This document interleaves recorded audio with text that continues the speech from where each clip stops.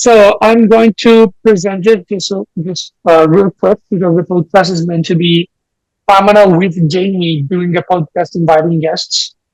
So the name is RecruitRx with Jamie, and then we introduce Michelle. Is that okay? Sounds good.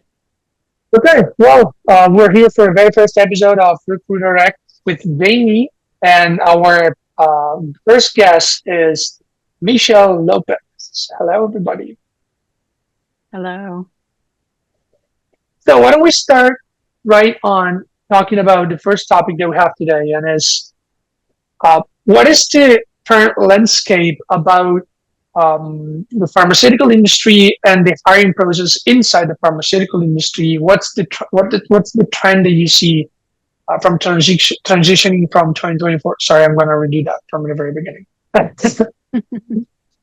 Okay. Why don't we start off with the very first topic that we have to talk about today, and it's the transition from 2024 to 2025 and the current landscape of hiring process in the pharmaceutical industry.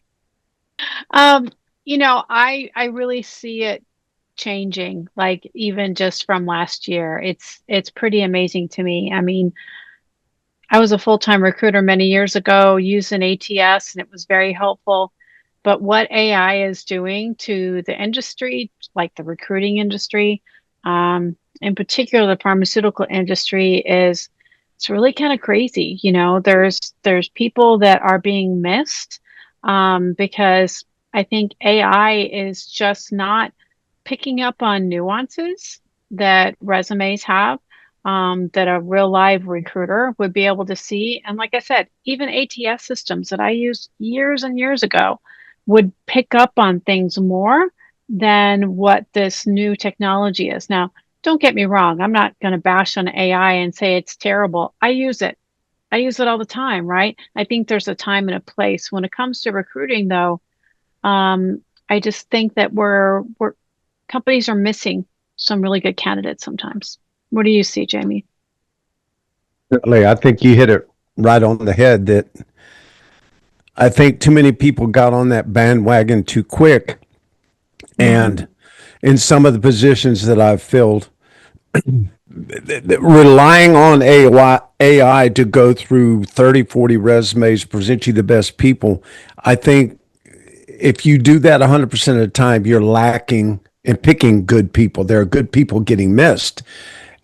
And I think we need to have on both sides of the fence, the agency side and internally, people that think out the box, that know, okay, we're recruiting a chemist.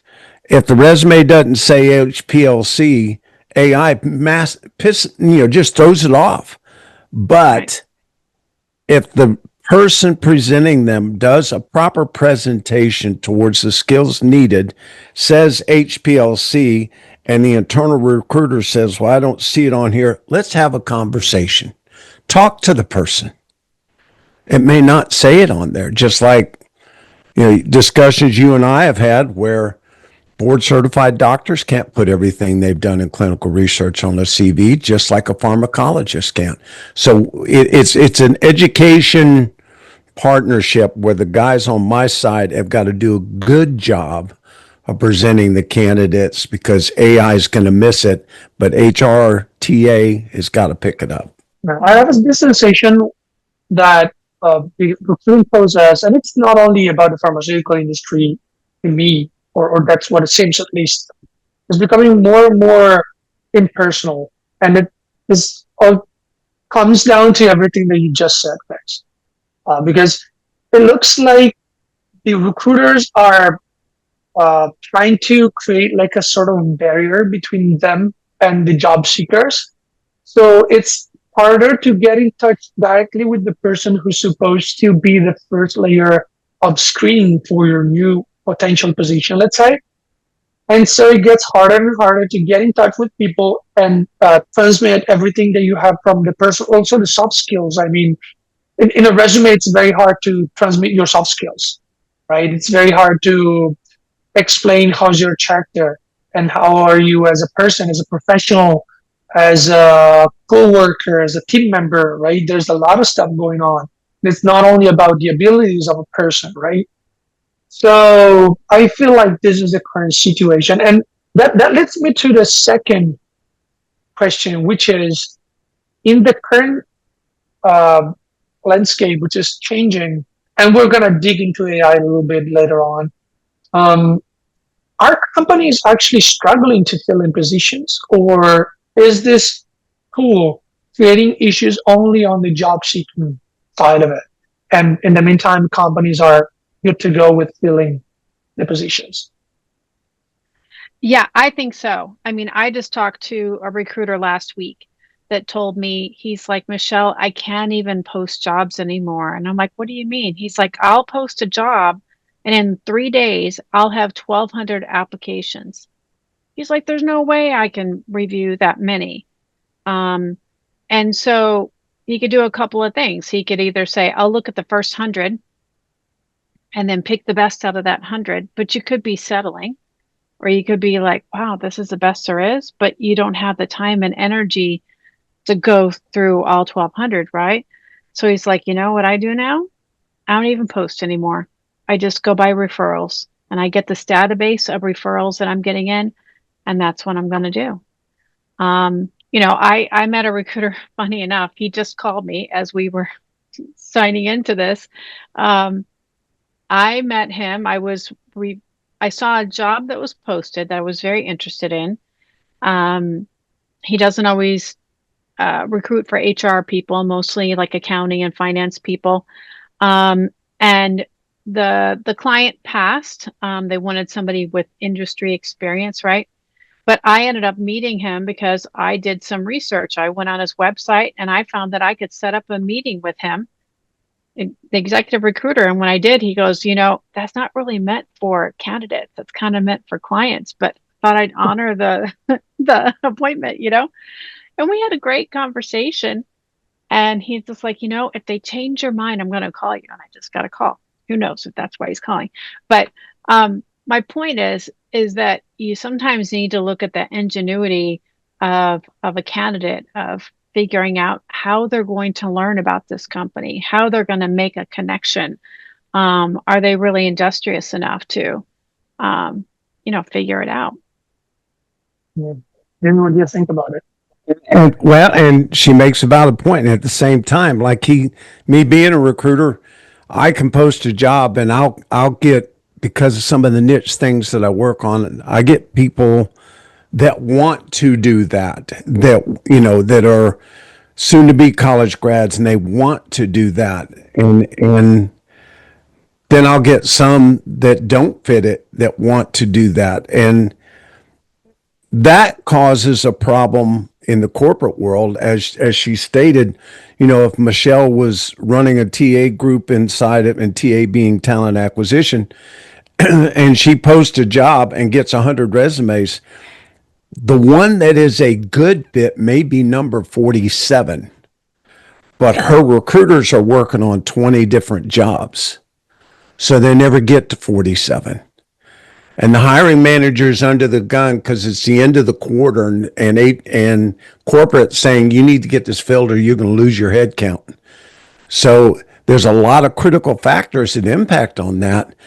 And there are some good people that get missed. There have been candidates that I've spoken to, some of them are HR people, that are now seeing all this and doing exactly like Michelle said. They're calling the hiring manager.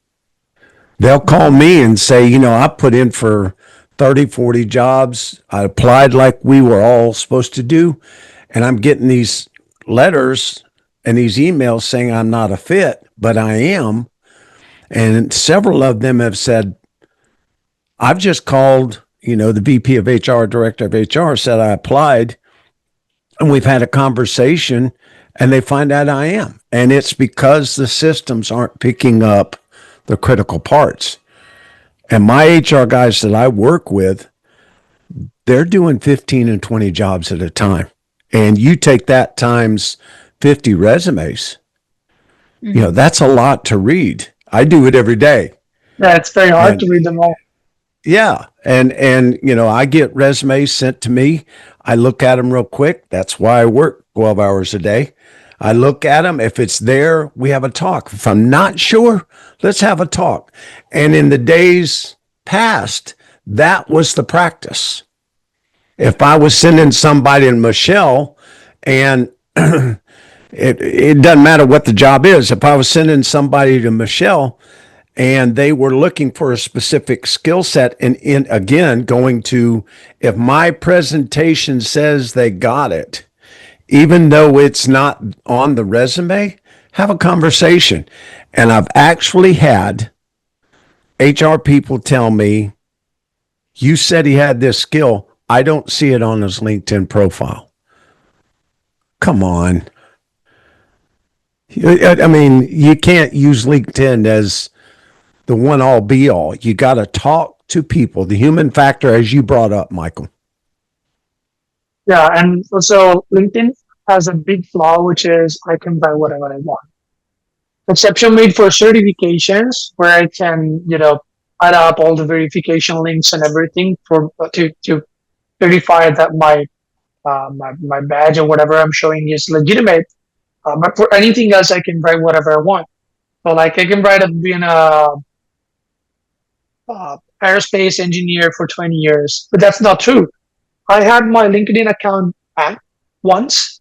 We're talking about 5 or 6 years ago, and someone put I went to Stanford, and and I was graduated from Stanford. I don't know why. I don't have a clue.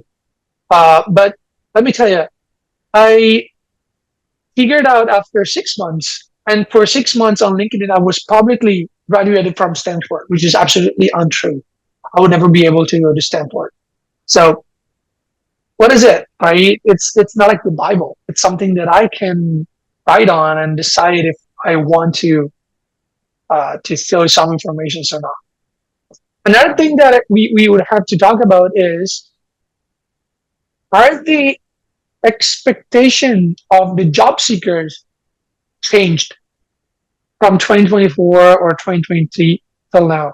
So is the perspective of the job seeker also changing compared to what it used to be before the AI era? I think the other thing that's intertwined in this is COVID. COVID happened, right? COVID, okay. And so, there's a lot more people with an expectation that you can work remote or that you can work hybrid. And honestly, for a lot of jobs, they can. I do know a lot of companies that are trying to get people back into the office. Some, I think, probably have more of a legitimate reason why that's important. Some, it's just cause, you know. But I think some companies that are not showing flexibility are kind of shooting themselves in the foot, so to speak. But part of that problem was, you remember before I mentioned about the recruiter that had 1,200 applications right away. Is that because you got people all across the country applying for every remote position that's out there, right? Now, me personally, like maybe I'm doing this wrong, but I usually look and see, does it say remote California or remote Missouri or remote whatever, meaning the company wants you to reside somewhere in that state or that municipality so that you could go into the office should there be a meeting or whatever, right? Without having to jump on a plane. Because, you're looking at expenses at that point. I have a feeling not everyone's looking at it that way. And that's why you're getting a lot of noise. You're getting a lot of applicants that feasibly may not work out, So I think that's part of it. You have, people that just expect to be able to do their job from anywhere. Now, I had a lot of remote workers in my job, my first HR director job years ago, way before COVID or anything like that, right? And I noticed something about human behavior. There's some people that working from home works for them. They get so much done. Then you have the extremists. You have some that never stop working, and that's not healthy. It's not good for them. I mean, they're literally their computers on their kitchen table and they're constantly working. you get emails back at 10 o'clock at night and you feel like you have to respond. It's like, no, it's 10 o'clock at night. The building's not on fire. It's just an email. I can wait till morning, you know? Then you have those that are hardly working. You can never find them, right? There's some people that really do need to work in an office. You know, there's too much distraction at home, and that's fine. Doesn't mean they're a bad worker. They're just not a good remote worker. Not everybody's cut out the same, right? And you really got to be honest with yourself. And so when I had that job years ago, I mean, I could definitely see the difference, and we addressed it accordingly. You know, and believe me, I had many conversations with those that were constantly working about their health and, you know, working too much, or I would just not even email them at night because I didn't want them to think, oh my God, they heard the ding, now they got to go work. No, no, don't work.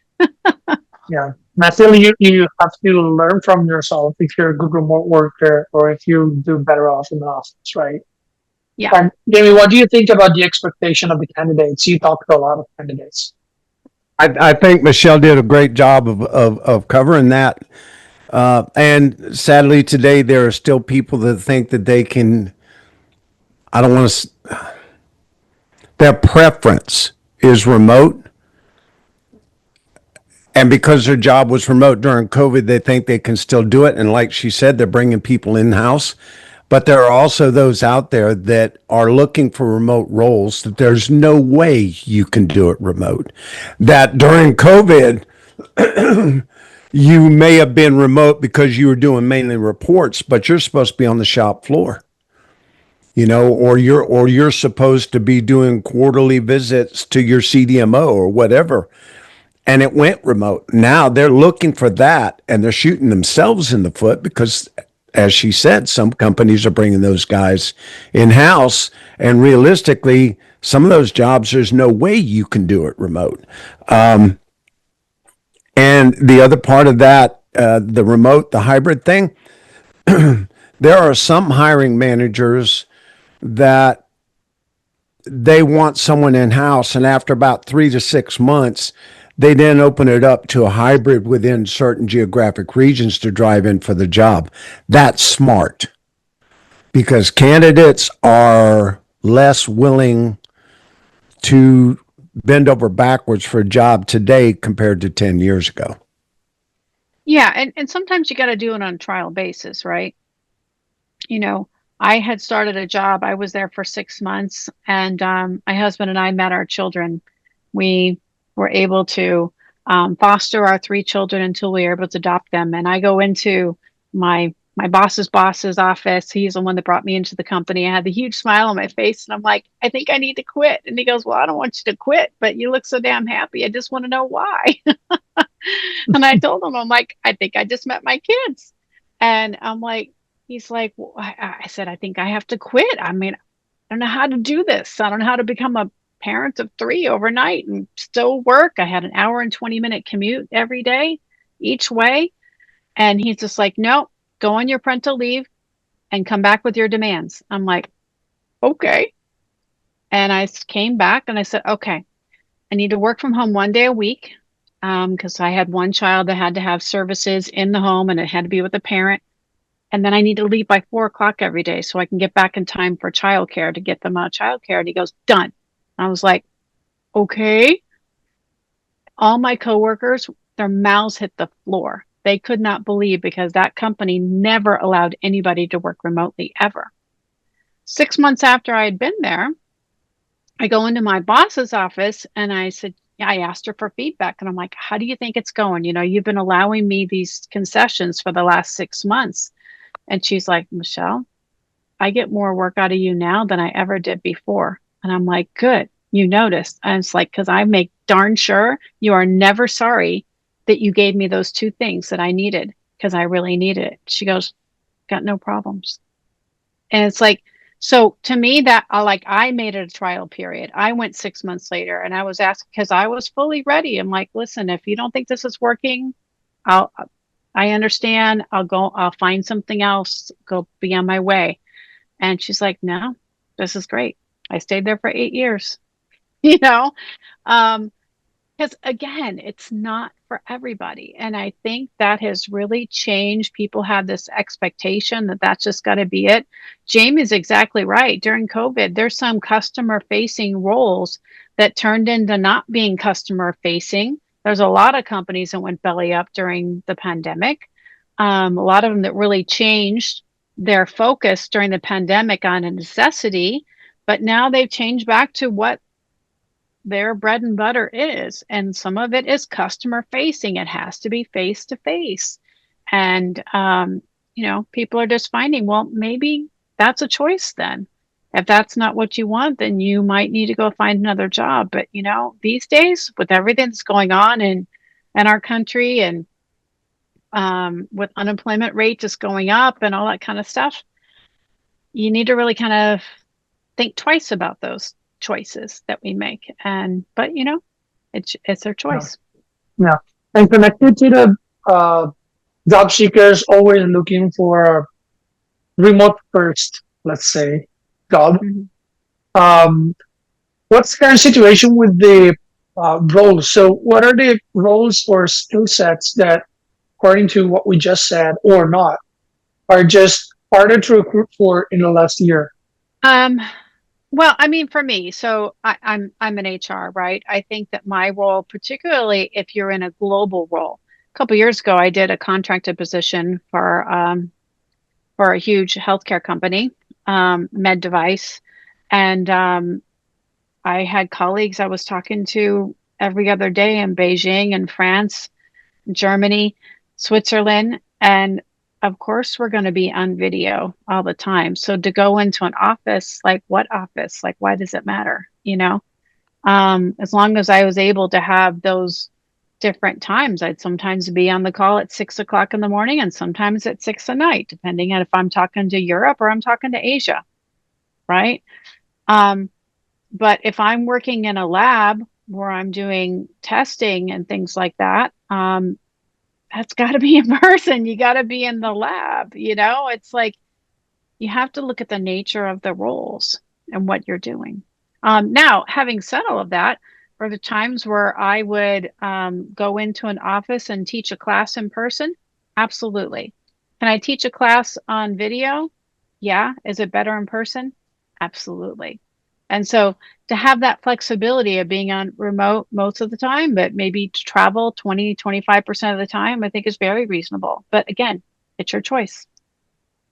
Yeah. So your feedback is the hardest roles are the ones that are not remote compatible, let's say. Yeah, I think so. And because I think candidates got real used to being at home, got really used to not picky. Yeah, got really used to doing their work in their slippers and thinking that they could just do that all the time, and that's not realistic. Yeah. Jamie, what's your feedback about that? I'm seeing in some of the very niche sciences that there is a drive for the face-to-face. You can't take my favorite subject, pharmacology. You can't take pharmacologists. They can do this. They can do Zooms. But a lot of those guys are whiteboarding things, or they're looking at algorithms, or they're looking at HEOR data or biostatistics. And that takes a more of a face-to-face instead of presenting on a camera, where you're discussing things. There is still those pushing for the remote, but I'm seeing less and less. And I have clients that are Japanese companies, that are European companies, and they have roles where you've got to be able to communicate with Japan or hold a meeting with Japan. Well, if you're in New Jersey, that's a late night. But in fairness to that company, they will facilitate the hiring manager in Japan, if he's in Japan. They will be on my timeline to make sure I know what I need. So there's there are still those looking, and there are companies making changes. And I think one thing the candidate world, and probably even the company world, the corporate world, needs to look at, as Michelle alluded to, with all the changes going on, we've got some of the world's largest pharmaceutical companies announcing they're building facilities here in the United States. So and I'm going off top, I've been running kind of a mental addition. I want to say at least 12 to 15 new manufacturing sites are going to be built in various locations across the country. It's probably bigger than that. You add to that the startups that receive their funding, and they're going to grow. You're talking about a lot of people. And, if somebody builds a plant in Wisconsin, Wisconsin, and they're looking for a formulator, well, can't do that remote. And if you really want to work on that drug, you're going to have to go to Wisconsin, Wisconsin. That's right. I think there's going to be a traverse to kind of pre-COVID traditionals, I'd say by mid next year, and there's not going to be enough people. So people are going to have to bend. And corporates will have to bend. As Michelle alluded to, there's those cases where you get that exceptional person and they have a special case. Well, let's try it out. And if it's good for both parties, again, both parties, you do it. So she was correct, but I see it getting more critical in the next 12 months. I see. And well, connecting to this, I feel like we are talking about what the job seekers are looking for. And we previously talked about what the companies are actually looking for. And so how are the job seekers doing with the recruitment process? What are they struggling with? What's the biggest frustration for a job seeker nowadays in the pharmaceutical industry? Go ahead, Michelle. I think one thing that I have seen, I hear from others that they complain about is ghosting. It is Ghosting? oh yeah, it's amazing. You'll apply for a job, you will interview for a job. You might have 6 interviews for a job and then nothing. You never hear back one way or the other. I love you. I don't. You're not chosen. Sometimes you just hear nothing. It astounds me how deep in the process you can be. I had one friend that she went through 8 interviews, 2 of which were with the CEO of the company. She has a doctorate, right? She's operations, HR, everything, right? She's like a COO type of candidate. And after she'd met with the CEO twice, then heard back from the recruiter. She actually heard back and said, yeah, you know what? We think we want to start over. So they scrapped the whole process, started all over. She got to the point where she's like, you know what, Michelle, I think I need to take my doctorate off my resume because I think it's precluding. I need to dumb down my resume a little bit. I'm like, are you kidding me? You worked hard for that thing. Keep it on your resume. But that's where she feels. The other thing is ageism, feeling that ageism is alive and well. And, you can't put everything on your resume, which I get. And, many of us have taken things off begrudgingly. And I think there are a lot of people in their 50s that are being passed over because they're in their 50s. And it's like, wow, it's unfortunate because I think you're passing on a lot of wisdom, Yeah, totally agree. And Jamie, on the other hand, what are the companies struggling with in the hiring process? So let's see the other side of it. I'm hearing candidates tell me the same thing. It exactly what she said. And this is kind of fitting. Prior to starting our podcast, there's a young lady I was communicating with that is COO material. She's HR person. She's SHRM. She's PHR. All that. Same thing's been happening to her. And this is someone that's been a VP of HR and senior director and high level roles like Michelle, and she's getting ghosted. And I've had candidates call me. I've got a gentleman I'm working with that's a pharmacologist. And same thing with him. And I tell these guys, you know what? If you apply and you don't hear back anything within a week to 10 days, make a phone call. Go back to the old days. Make a phone call respectfully to talent acquisition or HR first. If you don't get a return call, call the hiring manager. And I've even told those that live in New Jersey, because, to me, if you don't like your job in New Jersey, you just got to cross the street. I mean, everybody's right there. I tell them, go into security and say, I want to see John Jones. I'm here to see John. Go see him. Go knock on the door. Because this ghosting and non-communication doesn't work. We have completely disabled the human factor of our business. And on my side, since January, I can't tell you how many email presentations, or what we call in our business MPC, or most placeable candidate, in trying to work with a company where I've done a pitch. Hey, I've got this guy. He's interested in this role for you. Can I give you a call to discuss it? I can't tell you how many emails I've sent out or voicemails I've left. I will tell you I've gotten one call back, one since January, and emails back 5 total. And I do this all day long. I'm finding companies that are needing a pharmacoepidemiologist or what have you, and I've got candidates are looking, and I'm doing a pitch via email, via voicemail, and nothing comes back. Well, the sad side to that is, one, going back to AI, you're losing people. But at some point, that hiring manager is going to be getting phone calls. And it may be the candidate calling, doctor to doctor, which is what I tell them to do. If you're hiring manager, PhD or MD,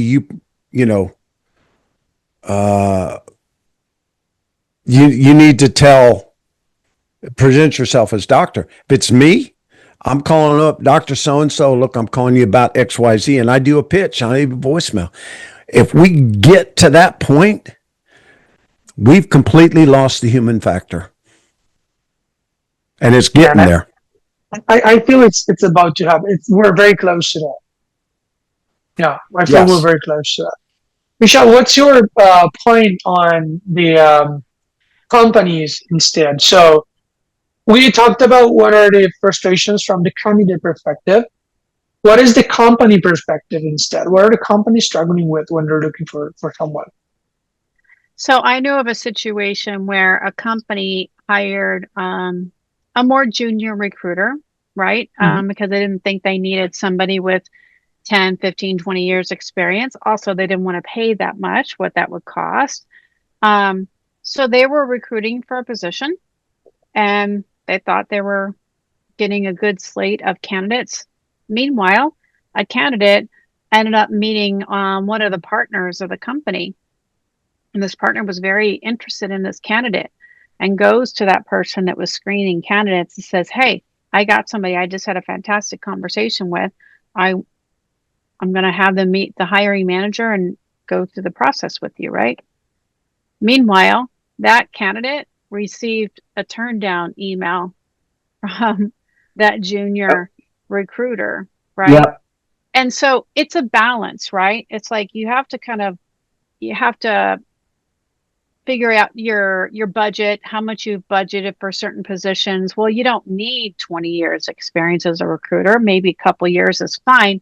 But then that junior recruiter will pass on a candidate that really is the better candidate, right? They ended up hiring that candidate, but then how many others have they passed on and have they settled, right? And so it's, again, I mentioned that ageism thing before, and part of it is not just age, but it's also your experience. It also makes you more marketable. You know what I mean? You need to pay them more for that, and companies may not have that budget. And so, how do you balance that? Yeah. I remember I had a conversation with Jamie on a very similar topic before this call. It was like probably 2, 3 weeks ago, something like that. And we were talking Mhm. about the fact that some companies, they just don't know how to hire. So they don't have a real process Sure. in that. And so the real thing is a lot of times they just lose track of what they're doing or be very, very slow. And so, the job seeker would just end up finding with someone else. Right. And I feel this is actually, it's a real problem for companies. Mhm. Well, I've had 3 companies call me in the last week.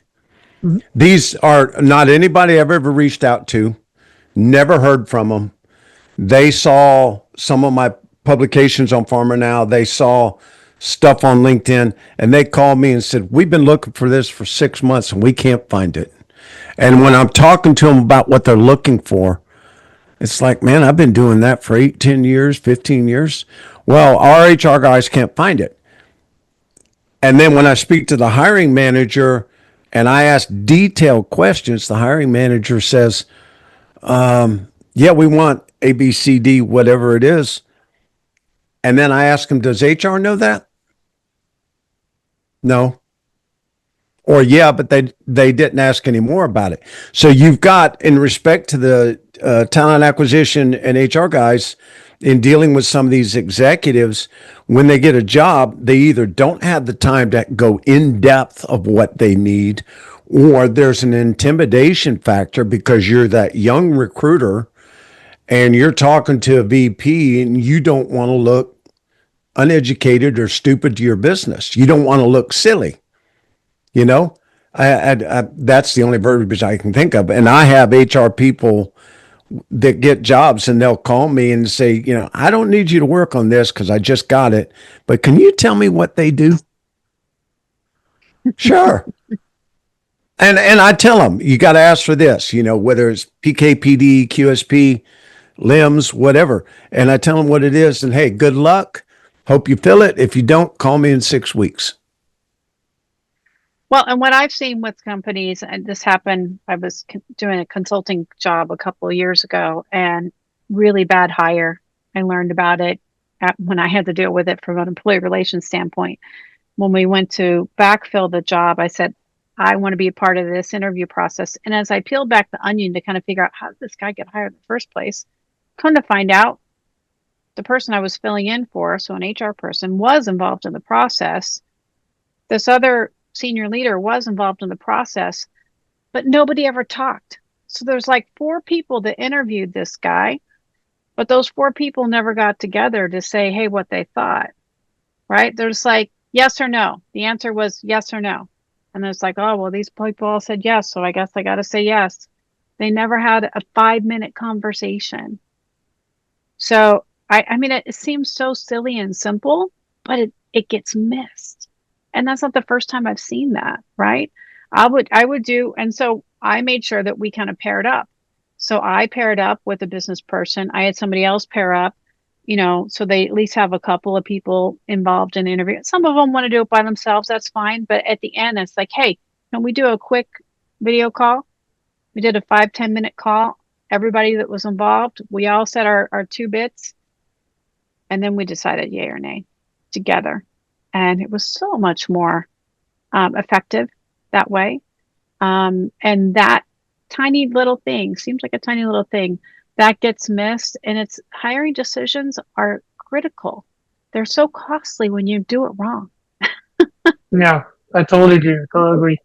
And So, I want to chime in, if you don't mind, Michael, to something that is not, I have not seen used in I would say at least a couple of years, maybe even further.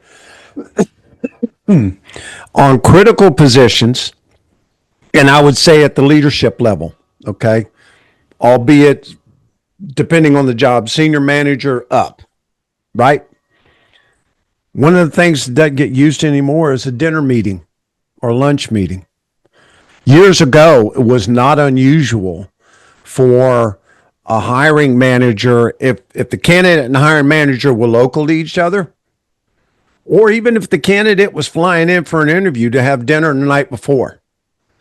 Or let's meet for dinner and talk, and then the hiring manager come back, select the interview team, and say, here's what I like about this guy. Here's what I want you to double check. Here's the things I want you to look for. But I'm pretty much sold on him, because if you think about it, in a setting like that, you're putting not only your best foot forward, but you're also relaxed. So you can have a communication. And it's human nature. You spend, and I have taught classes on this, and I tell my candidates the same thing. When you meet somebody the first time, the first 30 seconds you meet them, you're deciding whether or not I like this dude. Can we work together? Do we click? Is there something there that makes this work? You spend the next 30 minutes validating that.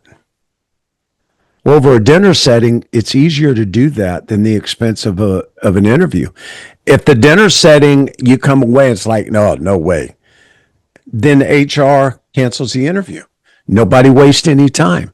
Why go through interviewing 30 candidates and dragging all these executives into this process when they should be developing things to the betterment of people, when the hiring manager can just go to dinner or lunch?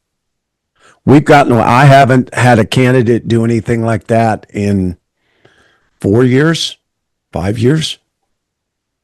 It's like the threshold is always COVID there, COVID period though. Yeah. Like before COVID was happening, after COVID it wasn't happening anymore. It's not happening nowadays anymore. Yep. And so we talked about this a lot. And it's kind of a coincidence that, or is it, that the AI revolution has started just right after COVID, sorry. And like a year after COVID and all the, chaos caused by vaccines and everything, AI started to kick in, like the ChatGPT kind of AI started to kick in. And so if you sum it up, if you sum everything up, you'll end up understanding that before COVID, it was a whole different world, right? And right after that, from where COVID has started and right after, something has started to change a lot. And coming to AI, I wanted to hear from you, because we talked a lot and we mentioned AI a lot. And we all feel like AI has to be used in a more like proper way. And we need to find a balance, to strike the right balance between personal relationships and, manual work, if you want. And on the other hand, AI automated work. So, in a real quick 1 minute ish each, where do you see that balance point? I think it takes, again, going back to the collaboration of HR, internal hiring managers, and external agencies that support them to communicate properly. I should be presenting to you all the facets you're looking for. If it's not on the resume, maybe they can't put it on there. There's just so much. Okay. So I think it's communication, the human factor. AI is a tool. It's not the worker. We're still humans, and we got to read and communicate. I think you put that back together, it'll work. You rely on AI, you're going to fail. My opinion. So you're suggesting for the skills, like the actual working skills, we use AI to get down on what's important or not. And for the soft skills and interpersonal skills, then we rely on us as people. If I'm presenting to Michelle, when I do my presentation, which is how I do candidates, I just don't go, here, Michelle, I do a presentation. I talk about the soft skills, and we should have a relationship enough that she calls me and said, "What's this person like? How did that kind of let's get into the interpersonal part now." And I got to be honest with her. Yeah, his skills are great, everything's great. He's maybe a little arrogant, but that may be because I'm a recruiter and that's just how he sees recruiters. I don't know, or I'm Southern. He doesn't like my twang, whatever it is. But that's the relationship, and it's a channel. Me to Michelle to the hiring manager. There needs to be clarity of every aspect of that person on delivery to the company. And then it's validated with a phone conversation. And so what's your point on that? I agree with what Jamie was saying, that, it can help you kind of get there, but humans are the workers, right?